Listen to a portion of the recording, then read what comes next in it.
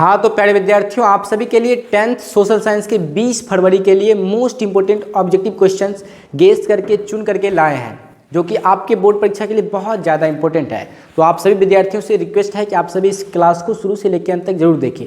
और यह सभी ऑब्जेक्टिव क्वेश्चंस चुने गए हैं, मतलब गेस किए गए ऑब्जेक्टिव है, और 20 फरवरी को जो आपका बोर्ड परीक्षा होने वाला है सोशल साइंस का, उसके लिए बहुत ज़्यादा इंपॉर्टेंट है। तो आप सभी विद्यार्थी इस क्लास को शुरू से लेकर अंत तक जरूर देखिए। और हाँ, अगर आप चैनल पर नए हैं तो इस चैनल को सब्सक्राइब कर लीजिए, क्योंकि इसी तरह के क्लास और महत्वपूर्ण क्लास आप लोगों के लिए मैं प्रत्येक दिन अपलोड करते रहते हैं। आइए आज की इस बेहतरीन सेशन को स्टार्ट करते हैं। आपके सामने स्क्रीन पर पहला प्रश्न बहुत ही इंपॉर्टेंट सा, भारत में वित्तीय वर्ष होता है। तो भारत में वित्तीय वर्ष क्या होता है? 1 अप्रैल से 31 मार्च। Option number C correct answer हो जाएगा, ठीक है ना। भारत में वित्तीय वर्ष होता है 1 अप्रैल से 31 मार्च। Option C correct. Question number 2 है बाबू, बृहद क्षेत्र में जल की उपस्थिति के कारण ही पृथ्वी को क्या कहते हैं? मतलब ज़्यादा क्षेत्रों में जल की उपस्थिति के कारण ही पृथ्वी को नीला ग्रह के नाम से जानते हैं। कौन से ग्रह के नाम से? नीला ग्रह। तो ऑप्शन नंबर बी को करेक्ट किया जाए। यस सर जी, ऑप्शन बी करेक्ट, नीला ग्रह। अगला प्रश्न पढ़ाएंगे सभी विद्यार्थी। देखिए क्वेश्चन नंबर 3 है, सूचना का अधिकार अधिनियम, ठीक है ना, ओके, कानून कब लागू हुआ? सूचना का अधिकार अधिनियम कानून कब लागू हुआ? यह 2005 ईस्वी में लागू हुआ था। कहाँ पर लागू हुआ था? 2005 ईस्वी में राजस्थान में लागू हुआ था। तो आप सभी विद्यार्थियों को अच्छे से याद रखना है, ठीक है। वेरी इंपॉर्टेंट क्वेश्चन जो आपको अच्छे से पता होना चाहिए। आइए विद्यार्थी जी, अगला क्वेश्चन आपके सामने। क्वेश्चन नंबर 4 है, वर्तमान में नेपाल की शासन प्रणाली क्या है? नेपाल की शासन प्रणाली वर्तमान में क्या है? तो वर्तमान में लोकतंत्र। Option number A correct answer हो जाएगा। नेक्स्ट देखिए, राजनीतिक दलों की मान्यता और उसका चिन्ह किसके द्वारा प्रदान किया जाता है? Very important question. क्वेश्चन को एक बार फिर से पढ़ेंगे सभी विद्यार्थी। राजनीतिक दलों की मान्यता और उसका चिन्ह किसके द्वारा प्रदान किया जाता है? तो यह निर्वाचन आयोग के द्वारा प्रदान किया जाता है। प्यारे बाबू, किसके द्वारा प्रदान किया जाता है? निर्वाचन या आयोग। ऑप्शन नंबर सी याद रखना है। अगला क्वेश्चन नंबर 6 है, भारतीय संविधान के अनुच्छेद 19 में देश के सभी नागरिकों को कौन सा मूल अधिकार दिया गया है? कौन सा मूल अधिकार दिया गया है? स्वतंत्रता का अधिकार, समानता का अधिकार, संवैधानिक उपचार का अधिकार, या इनमें से कोई नहीं? क्या हो जाएगा करेक्ट आंसर? तो अनुच्छेद 19 के अकॉर्डिंग स्वतंत्रता का अधिकार प्राप्त है। कौन सा अधिकार प्राप्त है? स्वतंत्रता का अधिकार, मतलब फ्रीडम का अधिकार प्राप्त है। Okay, option number A 100% correct. Next question पढ़ाएंगे, टीपू सुल्तान कहाँ के शासक थे बाबू? हिस्ट्री के most repeated most important question. Tipu Sultan कहाँ के शासक थे? एक बार जरा बोल दीजिए। तो मैसूर का हो जाएगा। कौन सा हो जाएगा? Mysore. Option number A 100% correct. Okay ना, टीपू सुल्तान मैसूर के शासक थे। अगला प्रश्न, जालियांवाला बाग हत्याकांड कब हुआ था? इसमें बहुत सारे बच्चे कन्फ्यूज हो जाते हैं, और यह क्वेश्चन बहुत ही ज़्यादा भी आए हैं, ठीक है। तो जालियांवाला बाग हत्याकांड की बात करें तो 13 अप्रैल 1919 आपको याद रखना। ऑप्शन नंबर ए को लॉक कर देंगे सभी विद्यार्थी, ठीक है ना। 13 अप्रैल 1919, ये वाला डाइस कुछ नहीं है, तो ये करेक्ट आंसर हो जाएगा। अगला प्रश्न पढ़ाएंगे, क्वेश्चन नंबर 9, वेरी इंपॉर्टेंट और वेरी आसान क्वेश्चन। क्वेश्चन है, निम्नलिखित नदियों में से किसे बिहार का शोक नदी कहा जाता है? शोक नदी, शौक नहीं है यहाँ पर, शोक नदी है। तो बिहार का शोक नदी किसे कहा जाता है? आप सभी विद्यार्थी को बताएंगे। गंगा को, गंडक को, कोसी को, या पुनपुन को? तो बिहार का शोक नदी प्यारे विद्यार्थियों कोसी को कहा जाता है। Option number C correct answer. Okay, अगला क्वेश्चन, सिखों के 10वें और अंतिम गुरु श्री गोविंद सिंह जी का जन्म बिहार के किस नगर में हुआ था? तो इनका जन्म बाबू पटना में हुआ था। Option number C correct answer हो जाएगा। अगला प्रश्न, अंकोर वाट के मंदिर का निर्माण किस शासक के द्वारा करवाया गया था? अंकोर वाट का मंदिर कहाँ स्थित है? कंबोडिया में। और यह मंदिर किसके द्वारा बनवाया गया था? ठीक है, किस शासक के द्वारा करवाया गया था? तो सूर्यवर्मन द्वितीय। Option number A correct answer हो जाएगा। पंचायती राज व्यवस्था सर्वप्रथम किस राज्य में लागू किया गया था?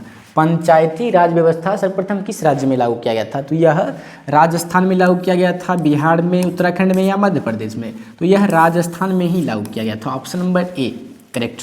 अगला क्वेश्चन नंबर 13 है, योजना आयोग को भंग कर कौन सा आयोग बना? तो योजना आयोग को भंग करके नीति आयोग की स्थापना किया गया था। ऑप्शन नंबर ए, योजना आयोग को भंग करके कौन सा आयोग बना था? तो नीति आयोग। ऑप्शन ए याद रखना है। अगला क्वेश्चन, निम्न में से कौन बीमारू राज्य है? बीमारू राज्य तो BI से बिहार, MA से मध्य प्रदेश, R से राजस्थान और U से उड़ीसा।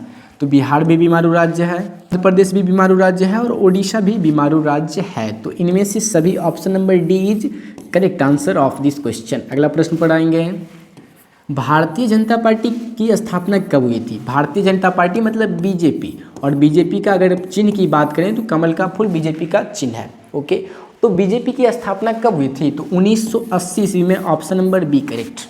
कोई दिक्कत? ठीक है ना। अगला प्रश्न पढ़ाएंगे सभी विद्यार्थी। नेक्स्ट, अंतर्राष्ट्रीय महिला दिवस किस तिथि को मनाया जाता है? तो अंतर्राष्ट्रीय महिला दिवस किस तिथि को मनाया जाता है? सभी विद्यार्थियों को क्या याद रखना है? यूरेनियम का प्रमुख उत्पादक केंद्र कौन है? तो डिगबोई नहीं होगा। बहुत सारे बच्चे इसमें कंफ्यूज हो जाते हैं और गलत आंसर टिक लगाते हैं, तो आपको सही आंसर पता होना चाहिए। जादूगोरा इसका करेक्ट आंसर हो जाएगा। अगला प्रश्न, सुनामी कहाँ आता है बाबू? सुनामी की बात करें तो सुनामी कहाँ आता है? स्थल पर आता है, समुद्र पर आता है, आसमान में, या इनमें से कोई नहीं? तो समुद्र में ही सुनामी आता है। सुनामी विद्यार्थी लोग बताएंगे कि कहाँ पर आता है, तो समुद्र में, ऑप्शन बी को करेक्ट करेंगे। नेक्स्ट प्रश्न, लोकतंत्र की सफलता निर्भर करती है। लोकतंत्र की सफलता किस पर निर्भर करती है? बताएंगे सभी लोग, लोकतंत्र की सफलता किस पर निर्भर करती है? नागरिकों की उदारीकरण पर, ऑप्शन बी में नागरिकों की गैर कानूनी कार्रवाई, ऑप्शन सी है नागरिकों की विवेकपूर्ण सहभागिता पर। तो ऑप्शन नंबर सी, लोकतंत्र की सफलता नागरिकों की विवेकपूर्ण सहभागिता पर डिपेंड करती है, निर्भर करती है। क्वेश्चन नंबर 20, किसने कहा बिहार के विकास के बिना भारत का विकास इम्पॉसिबल है, संभव नहीं है? क्वेश्चन है बाबू, ध्यान देंगे सभी विद्यार्थी। किसने कहा बिहार के विकास के बिना भारत का विकास संभव नहीं है? तो डॉक्टर APJ अब्दुल कलाम जी ने कहा था कि बिहार के विकास के बिना भारत का विकास इम्पॉसिबल है। तो ऑप्शन ए करेक्ट आंसर हो जाएगा। अगला क्वेश्चन, बोलीविया में जन संघर्ष का मुख्य कारण था। बोलीविया में जो जन संघर्ष हो रहा था, आदमी के बीच संघर्ष हो रहा था, वह संघर्ष का मुख्य कारण क्या था? तो पानी की कीमत में वृद्धि, option number A correct answer. किसकी कीमत में वृद्धि? तो पानी की कीमत में वृद्धि। Very important question, MBBA question. आज के इस सेशन में, आज के इस वीडियो में पूरे इंपॉर्टेंट क्वेश्चन आप लोगों को बताने वाले। अगर इस सभी प्रश्नों को आप अच्छे से याद कर लेते हैं तो आप समझिए परीक्षा में बहुत ही अच्छा ऑब्जेक्टिव बहुत सही कर पाएंगे। ठीक है, तो अगर आप लोगों को वीडियो पसंद आ रहा हो तो इसे लाइक करके एक प्यारा सा कमेंट करेंगे और अपने दोस्तों में इस वीडियो को जरूर शेयर करेंगे। ठीक है, next question, question number 22, Bharat का राष्ट्रीय पक्षी कौन है? भारत का राष्ट्रीय पक्षी, ऑप्शन ए कबूतर, ऑप्शन बी हंस, ऑप्शन सी मोर और ऑप्शन डी है तोता। तो इसका आंसर हम नहीं बताएंगे, इसका आंसर आप सभी विद्यार्थी कमेंट बॉक्स में बताएंगे। ठीक है, नीचे कमेंट बॉक्स में इसका आंसर बताना है आप सभी को। अगला प्रश्न पढ़ाएंगे, question number 23, very important question, Sanjay Gandhi जैविक उद्यान किस नगर में स्थित है? संजय गांधी जैविक उद्यान बाबू पटना में स्थित है। कहाँ पर स्थित है? पटना। तो ऑप्शन डी को लॉक किया जाएगा। नेक्स्ट, वेदों की ओर लौटों का नारा किसने दिया था? क्वेश्चन है बाबू, ध्यान देंगे, वेदों की ओर लौटों का नारा किसने दिया था? तो Swami Dayanand Saraswati. Option C is correct of this question. Okay, तो वेदों की ओर लौटों का नारा किसने दिया था? स्वामी दयानंद सरस्वती। अगला क्वेश्चन पढ़ाएंगे, गुटेनबर्ग का जन्म हुआ था। गुटेनबर्ग ने सर्वप्रथम किस पुस्तक की छपाई की थी? बाइबिल। और यहाँ पर आपसे पूछा जा रहा है गुटेनबर्ग का जन्म कहाँ हुआ था? तो यह जर्मनी में हुआ था। कहाँ पर हुआ था? जर्मनी। ऑप्शन बी नंबर सही। अगला, सांप्रदायिक राजनीति आधारित होती है। सांप्रदायिक राजनीति किस पर आधारित होती है? धर्म पर, जाति पर, क्षेत्र पर। तो सांप्रदायिक राजनीति धर्म पर आधारित होती है। Option number A correct. अगला, निम्नलिखित उद्योगों में से कौन सी कृषि पर आधारित उद्योग नहीं है? ठीक है, सूती वस्त्र, सीमेंट, चीनी और जूट वस्त्र। सीमेंट उद्योग कृषि पर आधारित नहीं है। ऑप्शन बी नंबर सही। क्वेश्चन नंबर 28 है, वार एंड पीस किसकी रचना है? तो सभी विद्यार्थी को पता होगा, वार एंड पीस टॉलस्टॉय की रचना है। किसकी रचना है? लियो टॉलस्टॉय। तो ऑप्शन नंबर बी इसका 100% सही आंसर। अगला प्रश्न पढ़ाएंगे, नोबेल पुरस्कार से सम्मानित बांग्लादेशी अर्थशास्त्री कौन थे? बांग्लादेशी अर्थशास्त्री कौन थे? तो professor Mohammad Yunus. Option number C correct answer हो जाएगा। ठीक है, प्रोफेसर मोहम्मद यूनुस जो थे नोबेल पुरस्कार से सम्मानित बांग्लादेशी अर्थशास्त्री थे। क्वेश्चन नंबर 30, चावल है। चावल बाबू खरीफ फसल है। ऑप्शन नंबर ए सही। चावल कैसी फसल है? खरीफ फसल, आपको याद रखना है। अगला क्वेश्चन, नई आर्थिक नीति में किसे सम्मिलित नहीं किया गया है? नई आर्थिक नीति में किसे सम्मिलित नहीं किया गया है? ऑप्शन ए में है नियंत्रित अर्थव्यवस्था, ऑप्शन बी में उदारीकरण, ऑप्शन सी में वैश्वीकरण और ऑप्शन डी है इनमें से कोई नहीं। सौर ऊर्जा निम्नलिखित में से कौन सा संसाधन है? सौर ऊर्जा मतलब जिसे हम पुनः प्राप्त कर सकते हैं, तो यह नवीकरणीय संसाधन के कैटेगरी में आएगा। ऑप्शन बी नंबर सही। अगला प्रश्न, WTO मतलब वर्ल्ड ट्रेड ऑर्गेनाइजेशन का संगठन किस वर्ष हुआ था? ये तो सभी को पता होगा, 1995 ईस्वी में हुआ था sir ji. Tata iron and steel company की स्थापना कब हुई थी? तो Tata iron and steel company की स्थापना 1907 ईस्वी में, तो ऑप्शन बी नंबर सही। ठीक है ना, जमशेदजी टाटा ने Tata iron and steel company की स्थापना कब की थी? तो 1907 ईस्वी, आपको पता होना चाहिए। अगला प्रश्न, question number 35, very important question. अब वो है क्वेश्चन, क्या ध्यान देंगे सभी विद्यार्थी, किसने कहा संसाधन होते नहीं बनते हैं? तो यह कथन किनका था?